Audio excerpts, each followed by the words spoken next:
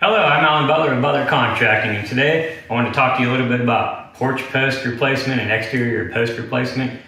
This is one of the things we get calls on quite often. We see lots of interesting ways that supportive posts and structural posts and beams are installed in various different homes around our area, and just kind of go through some of the things we see and how we do it a little bit differently, and one of the options that might be out there for you.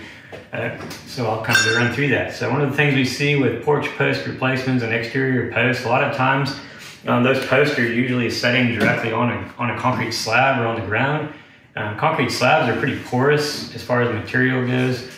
These things could be directly on the ground, and water and moisture is wicking up in the bottom of that post all the time, which creates wood rot, and can also get carpenter ants, termites, those kinds of things infested in those pieces of wood, depending on whether it's a treated board or a cedar board, or maybe it was some kind of Douglas fir or pine that got put in and just got painted. Oftentimes, the bottoms of these posts are not sealed when they're installed, so they're just setting directly on that material and it's wicking moisture up inside there all the time, which causes wood rot and decay. And that's typically what we see when there's a problem with these posts.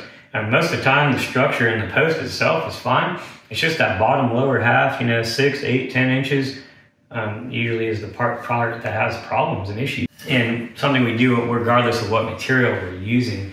This is locally sourced cedar in our area we get from a local sawmill, and we install these. This is a nice option with all the black decorative hardware. It looks real pretty, and we put a protective coating on the base of all of our posts before we put them in. And this right here is a base plate, and that goes on the concrete, and we bolt and anchor that to the slab itself. Another thing that we see, a lot of these posts are just free floating, so if someone falls on them, runs into them, hits them with a lawnmower or whatever, they can come out and pop off, and that could cause the structure to collapse. So we see that quite often, that they're not anchored correctly. So we anchor all of our base plates to the slab or wherever the surface is, and then we bolt them into the post itself so they're nice and sturdy. And we also do brackets up top, because a lot of times they're just free floating with a nail. I've seen deck screws, and a lot of times it's not structural the way they're installed. They're just kind of hanging there with weight pressing on them, and the weight of the structure is supposed to be holding the post in place. So these look real pretty when we get them put in and installed. We seal all the bottom of our post with a